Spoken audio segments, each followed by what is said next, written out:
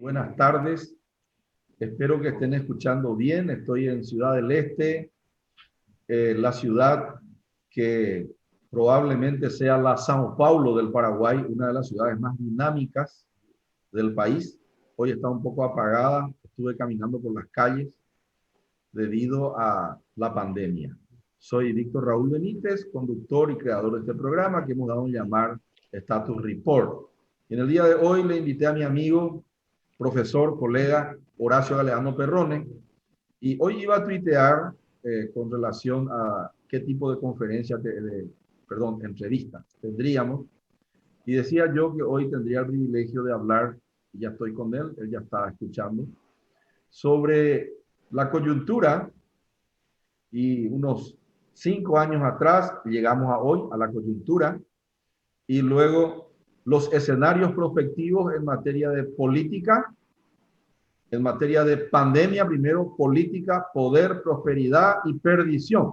Las 5 P's que te llevan a la sexta, que hoy estamos viendo que muchas veces las ansias de poder, como nos hacen cometer muchos errores. La prosperidad, el amor al dinero, dice el principio de todos los males. Hoy vemos a un ciudadano paraguayo siendo condenado a 8 años, creo que, y 7 años su hijo, si no estoy errado, o al revés, por ansias de prosperidad, de dinero, de plata. Plata también es otro de los males. Y alrededor de eso, ¿cómo vemos en este momento pandémico a la sociedad paraguaya? Esa es la pregunta que le quiero hacer. Y ya le saludo a Horacio Galeano Perrone. Profesor, doctor Horacio. ¿Cómo estás, Horacio? Muy buenas Bien, tardes. Te Víctor, saludo. un gusto inmenso en saludarte. Como yo no soy muy amigo de la tecnología y me negué a la tecnología deliberadamente, porque tengo una oficina donde mi gente que hoy me montó esta tecnología y lógicamente me quedé exclusivamente para hablar contigo, para cumplir con un gran amigo y con un gran intelectual paraguayo y para no ir a casa para molestarle a mi otra tecnóloga que es mi esposa. Entonces lo hacemos y hacemos un ping-pong. ¿Qué te parece el estilo? Hacemos un juego de ping-pong por Dale. la confianza que existe entre nosotros, por la Sí, sí. confianza intelectual que existe. Vamos a hacer un ping-pong derecho, viejo. Dale. Te hago el primer saque con la mano Sí. derecha. Vamos a pimponear. La pregunta concreta. Atendé la pregunta que te la hago. Un saque así violento. ¿Qué hay en la justicia paraguaya que se le condena al señor González Daer? Hay algo más detrás. La justicia Sí. paraguaya nunca le condena a los que tienen plata. Atender la pregunta que te hago. ¿Qué hay? Que hay un norteamericano mirando ahí mientras se le sale la condena. Hay un gringo ahí. Está un espía norteamericano. Y generalmente se están sentando espías norteamericanos cuando hablan en determinados juicios. Y estuve mirando que hoy, de manera inaudita, ¿qué está pasando? Porque si eso comienza a pasar más a menudo, la gente que tiene dificultades o que está actuando fuera del marco de la ley, sobre todo en las finanzas y en el enriquecimiento ilícito, dice, la justicia nunca suele condenar a los que ilícitamente se enriquecen en el Paraguay. Muy pocas sentencias suele haber. ¿Qué pasó, Horacio, en tu perspectiva para que hoy tengamos esa condena? Bueno, Óscar González Daer lo conocí en la facultad ya no como alumno, pero él es una persona que tiene, vamos a decir, mucha militancia. Fue presidente del Centro de Estudiantes de Derecho, fue diputado varias veces, senador, presidente de la Cámara de Diputados, presidente de la Cámara de Senadores. Es un hombre que tenía el dominio y el control absoluto de Luque. Luque no era posible ganarle. Me sabría que ahora el candidato es el que le ganó a González Daer. Y a él se le denominaba, se le llamaba cuarta instancia. Como todos saben, hay una primera instancia que es el juez, segunda instancia que es la Cámara, ahora es jueces de sentencia, en lo civil sigue siendo juez. Tercera instancia se va por vía de casación o por vía de inconstitucionalidad y su sobrenombre era cuarta instancia. Él era el que arreglaba todos los casos en los últimos 15 años en la justicia paraguaya.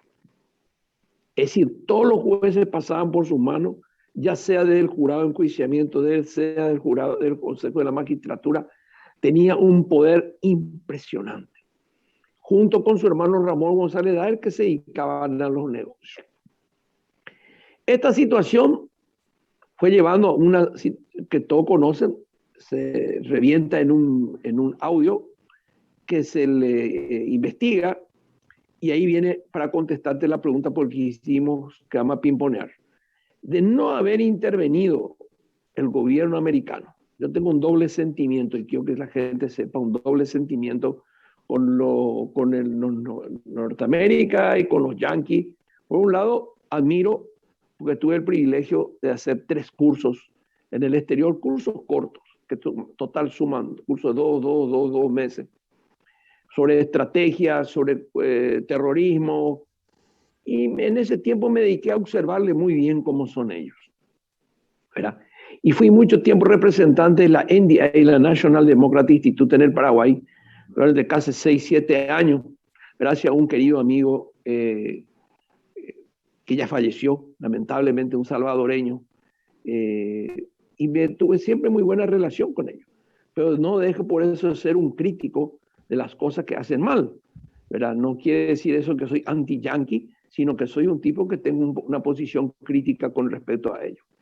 Ahora, ignorar el paso de la historia de los Estados Unidos por el Paraguay es de tonto. Ya en 1900, la paz del Chaco influye directamente en los Estados Unidos. Por eso le tratan yo soy de familia colorada, hoy no soy colorado, pero le tratan de ser vende patria, cuando que lo que Estados Unidos hacía era que termine la guerra, porque estaba comenzando la Segunda Guerra Mundial y tenían que liquidar. Al tal efecto, José Félix Tigarribia viajan a los Estados Unidos y termina todo, la paz, todo. Había que terminar porque era orden de los Estados Unidos. La misma cosa que ese proceso en la revolución del 47. Mi padre militar estuvo vamos a decir, con Morínigo, y esa revolución se perdió porque ellos tenían molestó, no, de ninguna manera es mi opinión, molestó la presencia de Odulio Barte de Oscar Crey, de La Voz de Concepción. Entonces esa fue la muestra, la prueba de que eso era, que ellos estaban con una situación, ya había terminado la Segunda Guerra Mundial, ya se había dividido el mundo, y eso le trajo muchos conflictos. A partir de ahí, bueno, pues jugamos con el ping-pong, nunca dejaron tener presencia. Stroessner tuvo el ok para subir, tuvo también el ok para caer. Es más, Natalicio González, presidente de la República, fue el caudillo, el Tendotá, lo primero que hizo es cancelar todos los contratos que había hecho el famoso Manuel Ferreira, que lleva el Club Olimpia, y pega un golpe rolón que duró 28 días en el gobierno. Luego sube Molas López, ya Molas López ya no era el Molas López fanático de la revolución del 47, a balazo, a sablazo, natalicio al palacio, sino que ya se dieron cuenta que acá ya estaba el punto cuarto, nombre que lleva el nombre por la Alianza para el Progreso, que construyó todas las escuelas agrícolas, y entre ellos también el edificio del Ministerio de Salud Pública, que no es obra de ningún ministro, sino que hizo la Alianza para el Progreso. A partir de ahí la gente entiende perfectamente bien, ¿verdad? Molas López se hizo en Ñembotagüe, los 28 días de Rolón sirvieron para derogar todos los decretos que habían perjudicado al representante de la Westinghouse, de la Shell, de la ESO, de todo, que era el hombre más rico. Por eso la incursión de un hombre rico en la política paraguaya, probablemente la de Manuel Ferreira, fue la de más fuerte, y fue un hombre inmensamente rico, en un momento dado el hombre más rico que tenía el Paraguay. Y esto ocurre, para concretar nomás con la primera pregunta, porque me gusta más pimponear, porque intervino los Estados Unidos. Interviene directamente. El señor Lino Oviedo no fue presidente porque los Estados Unidos tenían una deuda pendiente, que es largo para hablar, vamos a hablar en otra oportunidad. ¿verdad? No fue presidente de la República Luis María Argaña porque también los Estados Unidos le habían puesto una injusta bolilla negra. Y así se fue manejando y maneja los Estados Unidos. Y desconocer eso, no es que estamos a favor de los Estados Unidos, sino desconocer. Y ese funcionarito, entre comillas, que dicen los perros, no. Es un tipo que viene a representar los intereses y sabe que el Paraguay es un país altamente corrupto y está en manos de una cleptocracia muy peligrosa. Y va a intervenir cada día más.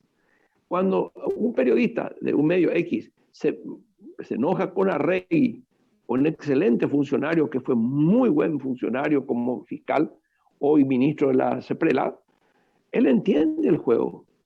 Él sabe que CEPRELAD es una oficina de la embajada americana. Como el secretario de la Senat sabe que la Senat, las sentencias y los controles y monitoreo se lleva desde la DEA, la agencia de oficina de los Estados Unidos, la DEA. Por favor, no estoy diciendo absolutamente nada malo y que no se me interprete. Entonces, el infeliz que no entiende que González Daer hoy fue condenado contra la voluntad de una cantidad del establishment colorado y especialmente del grupo del que él perteneció y no le pasaron la mano, no le pasaron un salvavidas, es porque sabía que venía y mandó un mensaje quitándole su pasaporte, prohibiéndole que no pueda entrar y que era declarado un hombre corrupto, altamente corrupto. Y esta sentencia, y firmaron los jueces, pero la orden viene de los Estados Unidos categóricamente, y es más, cada día se van a meter más. CEPRELAD, SENAT, entonces categoría. No existe posibilidad de ninguna sentencia si no era por la embajada americana. Ya. Horacio, ahora hablando ya filosóficamente, ¿quiere decir que los Estados Unidos, o hago la siguiente pregunta, ¿será que los paraguayos no se preguntan, nosotros necesitamos un tutelaje institucional de los Estados Unidos para poder cumplir nuestra constitución, nuestras leyes y el imperio de la ley? Primera pregunta. Y segunda pregunta, tú lo estás afirmando, yo estoy preguntando nomás socráticamente. Y vamos ahora a la otra. ¿Y será que nosotros tenemos dos imperios, un subimperio que es el Brasil también, que vos sabés, yo tengo un punto de vista. Yo soy brasilianista, no soy brasilerista, soy brasilianista, estudioso del Brasil. Y en un último artículo que fue publicado el lunes en 5 días, yo decía que así como están las cosas con Brasil, vendemos nuestros cigarros de contrabando, lavado de dinero, marihuana en el Amambay, ¿qué más? La reforma agraria brasilera que se hace a costa del Paraguay. Tierras baratas, porque al otro lado hay que cumplir las leyes medioambientales, acá nos hace falta. Entonces el hijo del facendeiro viene nomás acá a incumplir las leyes medioambientales. Estoy haciendo otros análisis. ¿Qué más? La reexportación de Ciudad del Este, de productos importados de China. Antes se importaba 100% MAU y se mandaba 100% MAU. Hoy se importa en parte legal y se manda todavía 100% MAU. ¿Qué más? Y el lavado de dinero, el caso Messer, todas esas cosas que los paraguayos sabemos. Después, ahora se le mata a Chicharrón, electo suplente por el Partido Colorado. Todas esas denuncias que hay de la narcopolítica fuertemente brasilera.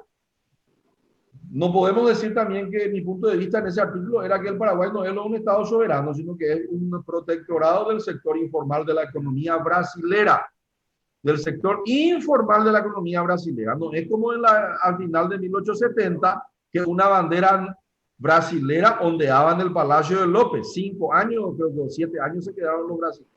Pero hoy, después de destruir todo el Palacio. En el Palacio de López y en el Palacio Legislativo, no es de Río de Janeiro ni de Brasilia, sino que es ahí al otro lado, más del PCC, etcétera.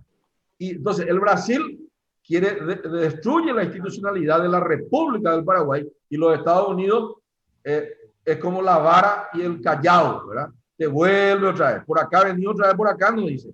¿Por qué los paraguayos no podemos tener grados superiores de soberanía y de imperio de la ley? Esa es mi pregunta filosófica, mi querido doctor. ¿Por qué necesitamos del tutelaje norteamericano para el bien en este caso, vamos a decir así, y el tutelaje brasilero para el mal.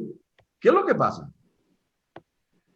Bueno, el tutelaje tenemos hace mucho tiempo. No da tampoco, perdón la redundancia, el tiempo para explicar.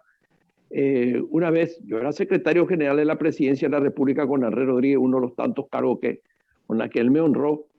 Y una vez teníamos una delegación que tenía que venir de tarde. Es la segunda vez que voy a contar en público. Y me dijo, no van a venir ellos. Y me dijo, siéntese, Galeano. Me dijo, era muy amable. Él cuando estaba de civil, era civil, y cuando estaba uniformado militar, se transformaba. Pero fue un gran jefe. Y me dice Rodríguez, toma asiento, Galeano. Me dice, acá pues la gente dice que yo le traicioné a Stroessner. Pues él es mi consuelo, me dijo. Yo no le traicioné a Stroessner, me dijo. Yo lo único que hice es cumplir indicaciones precisas, que esto estaba acabado. Y yo cumplí con esas indicaciones. Porque estaba, o era él o era yo. Porque a Rodríguez yo no me dijo, o mirá que acá tenemos todo, porque Stroessner nunca, ¿por qué no sospechó de Rodríguez?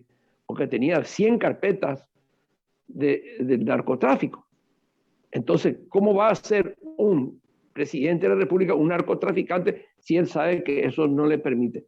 Porque quiera sea o no, Stroessner fue muy prudente en el tema del asilo de Perón y en su relación, y es una persona que nunca estuvo cerca, es decir, robó Stroessner, robó, pero solamente 2 personas le llevaban dinero a Stroessner, nadie más, ningún ministro puede decir, mi general, acá le traigo el maletín, no existía un pedazo.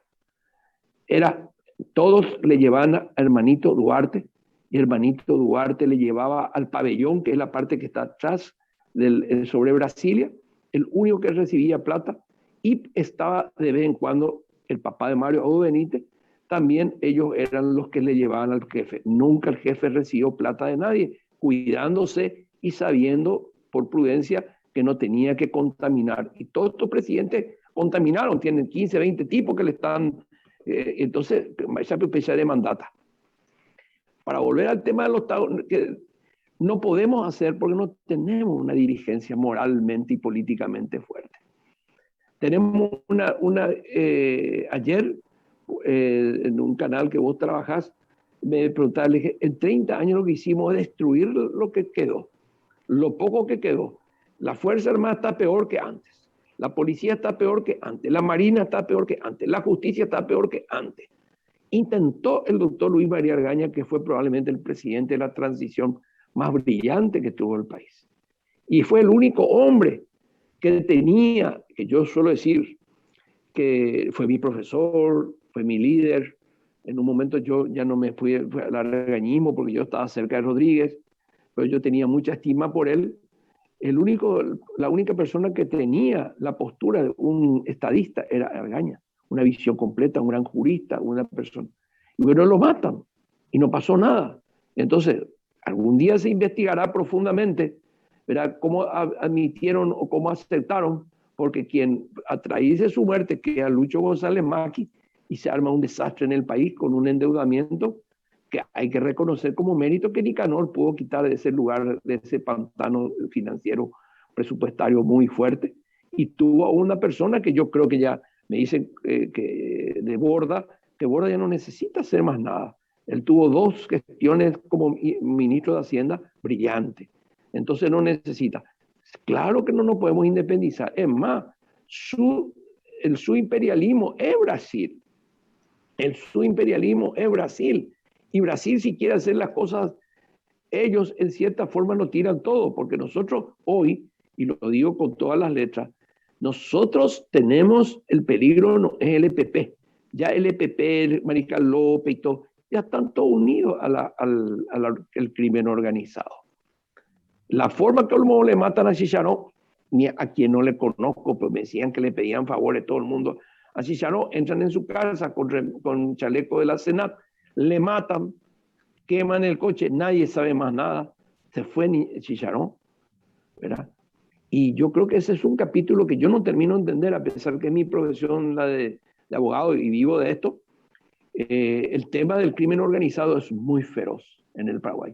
Prácticamente a Mambay, Concepción, San Pedro, la marihuana, la cocaína, etcétera, etcétera, el Chaco paraguayo, Esto es, yo creo que hoy estamos a punto, no quiero ser fatalista, pero estamos a punto de no tener, ahí es un tema para tu pregunta, estamos a punto de no tener condiciones para combatir al crimen organizado, donde la presencia norteamericana y la presencia brasilera va a ser mucho más fuerte porque estamos comprometiendo, ¿qué dijo Joe Biden?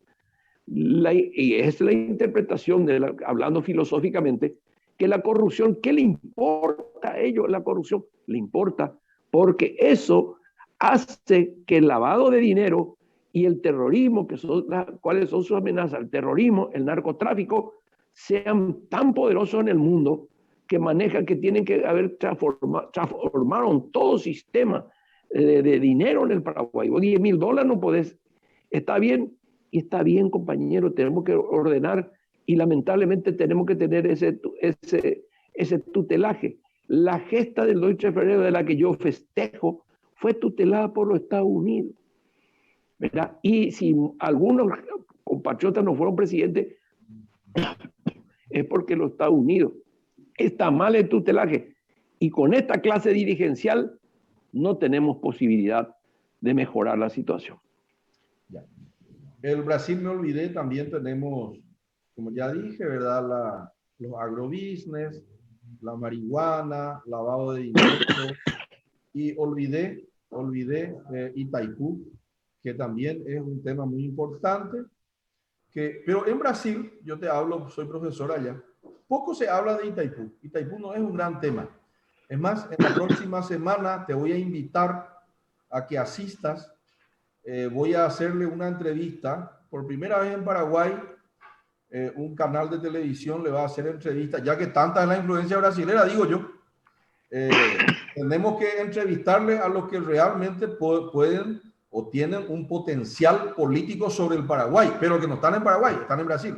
Le voy a entrevistar a un presidenciable, a un intelectual brasilero.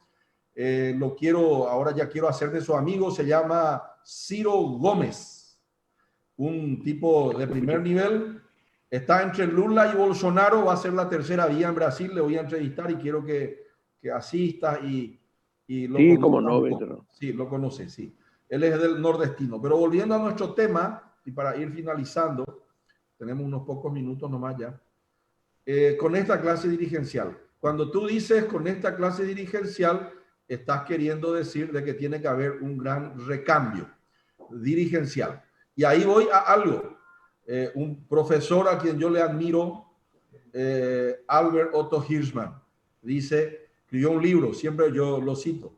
Ese libro, norteamericano, yo lo veo en la Universidad de Yale, a quienes le hacen referencia a este economista, dice, dependiendo del costo, lo que uno hace o lo que la gente hace cuando una institución se deteriora, sea una familia, un club de fútbol, un partido, un país, una relación de amante, lo que la gente hace es Exit, Voices and Loyalty, se llama su libro. Exit es ambobú, camisa, lomo, me voy del Paraguay, como millares de paraguayos lo hacen. Salgo del Partido Colorado, dice Tiki Cubas. ¿Qué tal? Me voy nomás yo. Vos saliste del Partido Colorado, vos saliste. Y aquí Roberto González es que me dice, siempre me dice, y un día al Partido Colorado, Gina me dice, ese es Exit, me voy. Porque tanto se deterioró tu lugar, tu environment, tu ambiente, que eres hombre, te vas de la familia, se divorcia la gente. Lo segundo es Voices. Me quejo, me plagueo y reclamo que la sociedad paraguaya está en eso ahora. La otra vez, hace 2 días, 5 grupos, 5 colectivos estaban reclamando en el centro. Indígena, campesino, camionero, maestro y médico. Imagínate, la democracia viva. Y el último es loyalty, cambio mi lealtad. Chuto el palo de la tienda, toicola, toicoa, y que haya un gran cambio en la Unión Soviética en 1989-90. 2 y 3 de febrero, toicola, toicoa, cambio radical, cambio mi lealtad. Andrés Rodríguez cambió su lealtad, pero porque él vio la oportunidad de que a él le convenía ese cambio, él se iba a quedar con el poder. Shevardnadze chutó, sale de la Unión Soviética, pero se quedó como presidente de Georgia. Yeltsin era un hombre del Partido Comunista, aceptó el gran cambio, pero él se quedó como presidente de Rusia. La pregunta es, ¿el cambio en Paraguay va a ser la misma gente en el modelo Albert Otto Hirschman, que dice solamente se cambia cuando los que son el status quo y el establishment vean una posibilidad de que para ellos también va a haber un pedazo de la torta? Y vos me venís y me decís, no, Víctor, tiene que haber un cambio total. Y tiene que haber un cambio total. Tiene que haber un cambio total y vos te das cuenta que es tan sensible esta sociedad. Porque cuando desarrollamos esta tesis de que los camioneros, con mucho respeto, pues yo respeto todas las manifestaciones, fui presidente del Centro Estudiante de Derecho, hice una huelga cuando vino Rockefeller en el 69, y después siendo presidente de la Cámara Paraguaya de la Educación, hicimos el paro nacional de educación más grande de la historia del Paraguay. Yo no le puedo negar el mérito que tienen ellos. Pero esta manifestación, mira que vos también sos un estudioso, no conozco una organización casi perfecta como esta. Hace tambalear a todo el esqueleto de adelante y de atrás. Y entonces, ¿cuál es la interpretación con un grupo de amigos? De que yo la pregunta que le digo a la gente, Marito, ¿hoy está fuerte o está débil? Está más fuerte que nunca. ¿Vos te das cuenta cómo es? Esta es lo más fuerte que nunca. Y no sé si me escuchan o que mire que no tengo ninguna gana de cepillarle, porque la veces que agarro los trozos, pero nosotros tenemos que mantener nuestro nivel académico. Sí, señor. Hoy, Horacio Manuel Cartes Jara, no, con todos los votos que tiene, no le puede hacer un juicio político. No existe ningún... Hoy está más fuerte que nunca. Está más fuerte que nunca. Yo también. Coincido contigo, Horacio, con eso cerramos. Cierro con la siguiente pregunta. Tenés 30 segundos nomás para responder. ¿Qué habrá pasado? ¿Será que eso fue pensado estratégicamente por los estrategas del señor presidente? ¿O fue lo que se llama una cuestión estocástica o aleatoria, donde eso se llama iatrogenia? Me enseñaron mis profesores brasileños. El mal que te hace bien. Iatrogenia es el mal que te hace bien. Una gran manifestación lo fortalece más que nunca. Yo coincido contigo. Que se anime hoy el Grupo de Honor Colorado a amenazar un juicio político, se tranca otra vez el país, se va a trancar más todavía. Porque creo que los camioneros están ahora negociando con el señor presidente un futuro diferente. Y el presidente, por lo que yo vuelo, está muy bien. Le veo a Óscar Orué, que es el viceministro, hablando todos los días y defendiendo los intereses de los camioneros. Parece un camionero más el viceministro de Hacienda. Dice, las intermediarias se quedan con la parte del león, ellos son explotados, los exportadores pagan X. Beltrán Maqui coincide con él. Beltrán Maqui dijo lo mismo. Dice, acá se cobra acá, dice Beltrán Maqui. Y esto nomás se le paga y en el medio se quedan las intermediarias. Realmente tu intuición coincide, o sea, en realidad yo coincido contigo. Es que es así. Es así. Es más, te voy a decir, una no te calles. Cuando termina una no te calles, le terminaron castigando a Marta Lafuente, pero se consolidó el cartismo con una no te calles. Sí. Y te digo más. Bueno. Igual, y una no te calle le terminó consolidando a Cartes. Y ahora los camioneros le terminan consolidando. De consolidar y él va a festejar el domingo 15 de agosto sin ninguna amenaza. Y cuando yo le quiero mucho a la policía y con esto me despido. Bueno, es una misión imposible para quitarle esos camiones gigantes. ¿Con qué le va a quitar? Con cachiporra. Un abrazo, Víctor. Bueno, te mando un abrazo, Horacio. Nos vemos en el almuerzo de la próxima semana, religiosamente en mi oficina, el Club de Ideas, con Horacio Galeano Perrone, contándonos historias y refrescándonos las ideas. Un abrazo pandémico desde Ciudad del Este. Un abrazo y saludarle al gobernador. Le saludo. Le quiero mucho. Le saludo porque mis padres y su padre eran muy amigos. Le cuento, mañana hablo con él, con Roberto. Juan Bautista González Flores. Uno